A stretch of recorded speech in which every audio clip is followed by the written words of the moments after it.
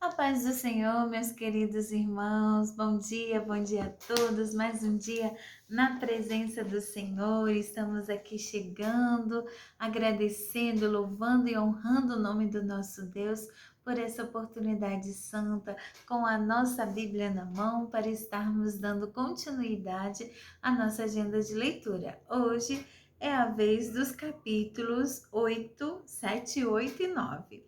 Vamos então à leitura do profeta Isaías. Continuamos lendo e avançando. Estamos bem perto de terminar o Velho Testamento e ansiosos para entrar no Novo Testamento, que é o livro que vem trazer o Senhor Jesus, o Novo Testamento, o novo pacto de Deus com os homens. Vamos lá então, meus irmãos, fazer a leitura de hoje. No momento reservado do seu dia, você vai parar suas atividades, vai estar se voltando para o Senhor e estar de posse da sua Bíblia e ler a palavra do Senhor e meditar. E vamos aqui contar com a irmã Daniele como uma companhia diária e também um lembrete do nosso compromisso. Vamos então, cada um no seu momento do dia, lendo a palavra do Senhor. Capítulo 7. No dia 4 do mês 9, chamado Quisleu, do quarto ano do reinado de Dario, o Senhor Deus me deu uma mensagem. Isso aconteceu quando o povo de Betel enviou Sarezer e Regem-Meleque com os seus companheiros ao templo do Senhor Todo-Poderoso para pedirem a ajuda dele. E deviam também fazer aos sacerdotes do templo e aos profetas a seguinte pergunta: faz muitos anos que nós choramos e jejuamos no quinto mês, o mês em que o templo foi destruído. Devemos continuar fazendo isso? Então o Senhor Todo-Poderoso falou comigo e mandou que eu dissesse o seguinte ao povo e aos sacerdotes: já faz 70 anos que vocês choram e jejuam no quinto mês e também no sétimo, mas não é em minha honra que vocês fazem isso. E quando comem e bebem, é só para satisfazer os seus próprios desejos. Essa mensagem foi a mesma que o Senhor Deus tinha dado antes por meio dos profetas antigos, quando Jerusalém estava em paz e tinha muitos moradores. E o mesmo acontecia nas cidades ao redor e nas cidades da região sul e nas planícies de Judá. O Senhor Deus falou com Zacarias e disse: eu, o Senhor Todo-Poderoso, tinha ordenado isto ao povo: sejam honestos e corretos e tratem uns aos outros com bondade e compaixão. Não explorem as viúvas, nem os órfãos, nem os estrangeiros que moram com vocês, nem os pobres, e não façam planos para prejudicar os seus patrícios. Porém, eles se revoltaram e não quiseram obedecer. Viraram as costas para mim e taparam os ouvidos para não ouvir as minhas ordens. Tornaram os corações deles duros como diamante, a fim de não obedecer à lei e às mensagens que eu, por meio do meu espírito, dei aos profetas antigos. Por isso, eu fiquei muito irado com eles. E assim como eles não quiseram ouvir quando eu falei, assim também eu não vou escutar quando eles orarem a mim. Sou eu, o Senhor Todo-Poderoso, quem está falando. Como um furacão, eu os espalhei por todos os países estrangeiros, e a terra de onde saíram ficou tão arrasada que ninguém podia viver lá. Uma terra tão boa e tão rica virou um deserto. Capítulo 8. O Senhor Todo-Poderoso falou comigo e disse: eu tenho um grande amor por Jerusalém, um amor que me faz ficar irado contra os seus inimigos. eu voltarei para Jerusalém e ali morarei. Então Jerusalém será chamada de cidade fiel, e o monte do Senhor Todo-Poderoso será chamado de Monte Santo. Mais uma vez, os velhinhos e as velhinhas, com as suas bengalas na mão, vão se sentar nas praças de Jerusalém. E as praças ficaram cheias de meninos e meninas brincando. Isso pode parecer impossível aos que voltaram do cativeiro na Babilônia, mas não é impossível para mim, o Senhor Todo-Poderoso. Vou salvar o meu povo. Eu os tirarei dos países do leste e do oeste, para onde foram levados como prisioneiros, e os trarei de volta para Jerusalém, onde ficarão morando. Eles serão o meu povo, e eu serei o seu Deus, e os governarei com justiça e fidelidade. O Senhor Todo-Poderoso diz: portanto, tenham coragem todos os que estão ouvindo agora o mesmo que os profetas disseram quando se começou a reconstrução do templo do Senhor Todo-Poderoso e foram colocados os seus alicerces, pois até aquele tempo não havia dinheiro para pagar os trabalhadores e os animais de carga não rendiam dinheiro para os seus donos. Havia tantos inimigos que ninguém vivia seguro, pois eu fiz com que todos fossem inimigos uns dos outros. Mas eu, o Senhor Todo-Poderoso, prometo que agora não vou tratar os que restam deste povo como fiz no passado. Eles semearão as suas terras em paz. As parreiras darão uvas, a terra dará boas colheitas e cairá chuva do céu. Darei tudo isso aos que restarem do meu povo, moradores de Judá e de Israel.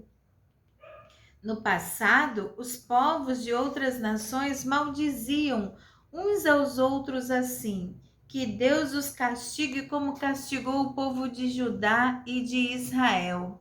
Mas eu vou salvar vocês, e no futuro aqueles mesmos povos dirão uns aos outros: que Deus os abençoe, como abençoou o povo de Judá e de Israel. Não fiquem com medo, tenham coragem.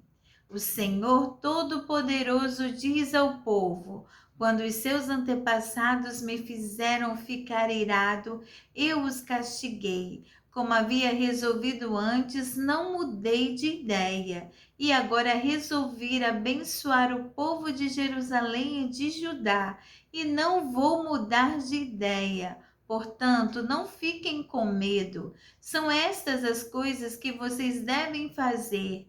Digam todos a verdade uns aos outros e decidam com justiça os casos nos tribunais, a fim de que haja paz. Porém, não façam planos para prejudicar uns aos outros e não jurem falso, pois eu, o Senhor, odeio tudo isso. O Senhor Todo-Poderoso falou comigo e disse: os jejum do quarto, quinto, sétimo e 10º meses de cada ano vão virar dias de alegria, dias de festa para o povo de Judá. Portanto, amem a verdade e a paz. O Senhor Todo-Poderoso diz: vai chegar o dia em que moradores de muitas cidades virão até Jerusalém. Os moradores de uma cidade dirão aos de outra cidade: nós vamos adorar o Senhor Todo-Poderoso e pedir que Ele nos abençoe. E os outros responderão: pois nós vamos com vocês. Muitos povos e nações poderosas virão a Jerusalém para adorar o Senhor Todo-Poderoso e pedirem que Ele os abençoe. Naqueles dias, 10 estrangeiros irão agarrar um judeu para lhe dizer: nós queremos seguir a sua religião, pois ouvimos dizer que Deus está com vocês. Aleluia. Capítulo 9. Esta é a mensagem de Deus, o Senhor. Ele anuncia que a terra de Adraque e a cidade de Damasco serão castigadas. Tanto as cidades da Síria como as tribos de Israel são do Senhor. A cidade de Amate, que fica perto daquelas cidades, também é do Senhor. E as cidades de Tiro e de Sidom, com toda a sua cultura, também são dele. O povo de Tiro construiu fortalezas para se proteger e amontoou tanta prata como se fosse pó e tanto ouro como se fosse lama. Mas o Senhor vai levar tudo embora. Ele jogará no mar as riquezas de Tiro e a cidade será destruída por um incêndio. Quando os moradores da cidade de Asquelon souberem disso, ficarão com medo. O povo de Gaza também vai sofrer muito, e o povo de Ecrom perderá toda a esperança. O rei de Gaza morrerá, e Asquelon ficará sem moradores, mestiços morarão em Asdod. O Senhor diz: eu vou humilhar esses filisteus orgulhosos. Não vou deixar que comam carne com sangue, nem qualquer outra comida impura. Os que sobrarem desse povo serão meus e farão parte da tribo de Judá. Os moradores de Ecrom também farão parte do meu povo, como aconteceu com os jebuseus. Vou defender o meu povo dos seus inimigos e não vou deixar que os exércitos deles invadam a minha terra. Nunca mais haverá um chefe cruel dominando o meu povo, pois eu tenho visto como tem sofrido. Alegre-se muito, povo de Sião. Moradores de Jerusalém, cantem de alegria, pois o seu rei está chegando. Ele vem triunfante e vitorioso, mas é humilde e está montado num jumentinho filho de jumenta. Ele acabará com os carros de guerra de Israel e com a cavalaria de Jerusalém. Os arcos e as flechas serão destruídos. Ele fará com que as nações vivam em paz. O seu reino irá de um mar a outro, e desde o rio Eufrates até os fins da terra. O Senhor Deus diz: moradores de Jerusalém, eu fiz uma aliança com vocês que foi selada com sangue. Por isso vou tirar o seu povo do cativeiro, daquele poço sem água. Prisioneiros, voltem para sua fortaleza. Voltem todos os que ainda têm esperança, pois vou lhes dar 2 vezes mais bênçãos do que os castigos que vocês receberam. Vou usar Judá como arco de guerra e o povo de Israel será as flechas. Os homens de Jerusalém serão a minha espada e com ela vou fazer guerra contra a Grécia. O Senhor aparecerá sobre o seu povo e atirará as suas flechas como se fossem relâmpagos. O Senhor tocará a corneta e avançará no meio das tempestades do sul. O Senhor Todo-Poderoso protegerá o seu povo. Eles derrotarão os soldados inimigos e destruirão as suas armas. Beberão o sangue dos inimigos como se fossem vinho e ficarão cheios como uma taça de vinho, quando é derramado em cima do altar. Naquele dia, o Senhor salvará o seu povo como um pastor salva as suas ovelhas. Eles brilharão no seu país como pedras preciosas numa coroa. Como será bom e belo esse país! Haverá trigo e vinho com fartura, e os moços e as moças crescerão fortes e bonitos. Aleluia, glória a Deus. Que esperança para o povo de Deus. Que grandeza anunciada por Deus a Israel, que será completamente restaurada pelo Senhor e será abençoada, não apenas a Jerusalém daquele tempo, mas a Jerusalém celestial. Nós teremos o nosso rei. Aqui diz: alegre-se muito, moradores de Jerusalém. O rei vai vir montado em jumentinho. Jerusalém será o palco onde o Senhor Jesus irá passar. Aleluia, montado no jumentinho. Ele é glorioso, ele é vitorioso, mas ele é humilde e foi passeando sobre um jumentinho. Zacarias já prenunciava o Cordeiro de Deus, Jesus Cristo, passeando, sendo aclamado como Rei de Israel, mas isso antes da crucificação. Oh, irmãos, que coisa maravilhosa ver o cumprimento das profecias e da palavra dada pelos profetas ao seu povo. Por isso que a palavra de Deus sempre adverte: quem tem ouvidos, ouça. Ouça o que o Espírito Santo diz à igreja, diz ao seu povo.